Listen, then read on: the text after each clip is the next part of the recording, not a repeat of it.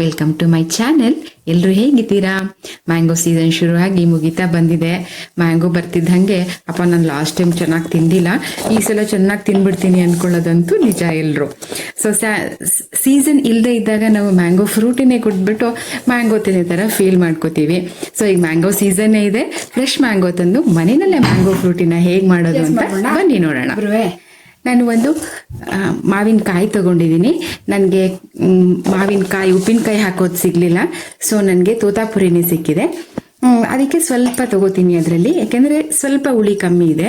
ನಾವು ತಗೊಳ್ಳೋ ಅಂಥ ಮ್ಯಾಂಗೋನಲ್ಲಿ ಕಾಯಿನಲ್ಲಿ ಹುಳಿ ಇರಬೇಕು. ನೀವು ಒಂದು ಚಿಕ್ಕ ಮ್ಯಾಂಗೋ ತೊಗೊಂಡ್ರೆ ಸಾಕು, ಅಂದರೆ ಮಾವಿನಕಾಯಿ ತೊಗೊಂಡ್ರೆ ಸಾಕಾಗುತ್ತೆ. ಅದನ್ನು ಕಟ್ ಮಾಡ್ಕೊಳ್ಳಿ, ಸಿಪ್ಪೆ ತೆಗೆದ್ಬಿಟ್ಟು. ಹಾಗೆ 2 ಹಣ್ಣಾಗಿರುವಂಥ ಮ್ಯಾಂಗೋ. ಸೊ ಅದನ್ನು ನಾನು ಸಿಪ್ಪೆ ತೆಗೆದು ನೀಟಾಗಿ ಅದನ್ನು ಕೂಡ ಕಟ್ ಮಾಡ್ಕೋತೀನಿ. ನನ್ನ ಚಾನಲ್ನ ಯಾರ್ಯಾರು ಸಬ್ಸ್ಕ್ರೈಬ್ ಮಾಡ್ಕೊಂಡಿಲ್ಲ ಎಲ್ಲರೂ ಸಬ್ಸ್ಕ್ರೈಬ್ ಮಾಡ್ಕೊಳ್ಳಿ. ಮಾಡ್ಕೊಂಡಿರೋರಿಗೆಲ್ಲ ಥ್ಯಾಂಕ್ ಯು ಸೋ ಮಚ್. ಹೀಗೆ ನಿಮ್ಮ ಸಪೋರ್ಟ್ ನನಗೆ ಸದಾ ಸಿಗಲಿ. ಈಗ ನೋಡಿ ಮ್ಯಾಂಗೋನ ಕಟ್ ಮಾಡ್ಕೋತಾ ಇದ್ದೀನಿ. ಮ್ಯಾಂಗೋ ಫ್ರೂಟ್ ಯಾರಿಗೆ ತಾನೇ ಇಷ್ಟ ಆಗಲ್ಲ ಹೇಳಿ? ಮಕ್ಕಳಿಂದ ಹಿಡಿದು ವಯಸ್ಸಾದವ್ರ ತನಕ ಇಷ್ಟ ಆಗುತ್ತೆ. ಸೊ ಅದಕ್ಕೆ ಒಂದ್ಸಲ ಮನೇಲಿ ಟ್ರೈ ಮಾಡಿ, ನಿಮಗೂ ಗೊತ್ತಾಗುತ್ತೆ ಮನೇಲೇ ಮ್ಯಾಂಗೋ ಫ್ರೂಟಿನೂ ಮಾಡ್ಕೋಬೋದು ಅಂತ ಅಲ್ವಾ? ಮಕ್ಳಿಗೂ ತುಂಬ ಇಷ್ಟ ಆಗುತ್ತೆ. ಸೀಸನ್ ಬಂದಾಗಲೆಲ್ಲ ಮ್ಯಾಂಗೋ ಫ್ರೂಟಿ ಮಾಡಿ ಸ್ಟೋರ್ ಮಾಡಿಕೊಂಡು ಮಕ್ಳಿಗೆ ಕೊಡ್ತಾ ಇರ್ಬೋದು. ಸೊ ಇವಾಗ ಇದನ್ನು ಕಟ್ ಮಾಡ್ಕೋತಿದ್ದೀನಿ. ಕಟ್ ಮಾಡಿಕೊಂಡು 2 ಕುಕ್ಕರ್ಗೆ ಹಾಕ್ಕೋತಿದ್ದೀನಿ. ಆ ಕುಕ್ಕರಲ್ಲಿ ನಾವು ಅದನ್ನು ಸ್ವಲ್ಪ ಬೇಯಿಸ್ಕೋಬೇಕಾಗತ್ತೆ. ಅದಕ್ಕೆ ಸ್ವಲ್ಪ ನೀರು ಹಾಕೋಣ. ಇವಾಗ 2 ಸ್ಪೂನ್ ಸಕ್ಕರೆ ಹಾಕೋತಿದ್ದೀನಿ.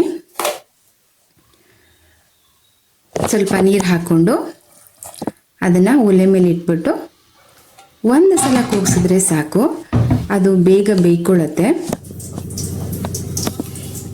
ಗ್ಯಾಸ್ ಆನ್ ಮಾಡೋಣ.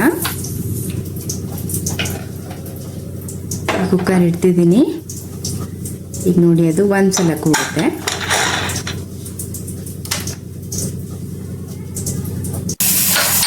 ಒಂದು ಸಲ ಕೂಗಿದ್ರೆ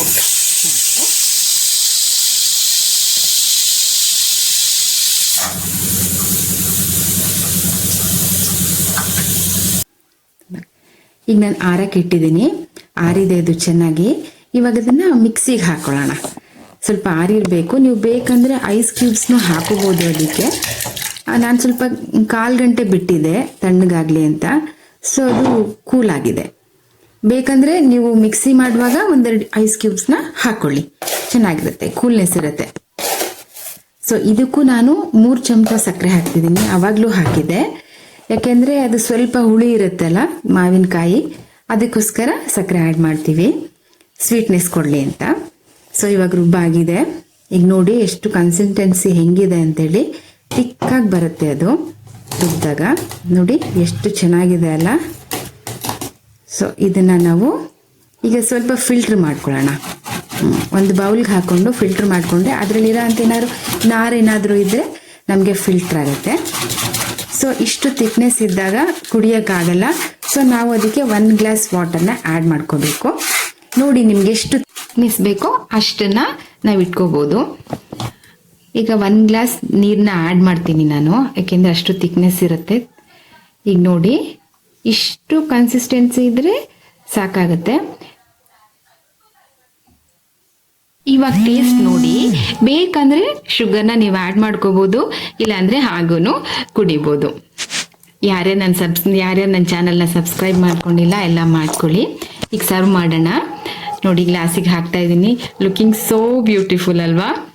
ನೋಡೋಕ್ಕೂ ಚೆನ್ನಾಗಿರ್ಬೇಕು, ಕುಡಿಯೋಕ್ಕೂ ಚೆನ್ನಾಗಿರ್ಬೇಕು. ಹಾಗೆ ಮನೇಲಿ ನೀವು ಒಂದ್ಸಲ ಮಾಡಿ ಹೇಗಿದೆ ಅಂತ ನನ್ನ ಕಾಮೆಂಟ್ ಬಾಕ್ಸಲ್ಲಿ ಕಮೆಂಟ್ ಮಾಡಿ. ಎಲ್ರಿಗೂ ಥ್ಯಾಂಕ್ ಯು ಸೋ ಮಚ್.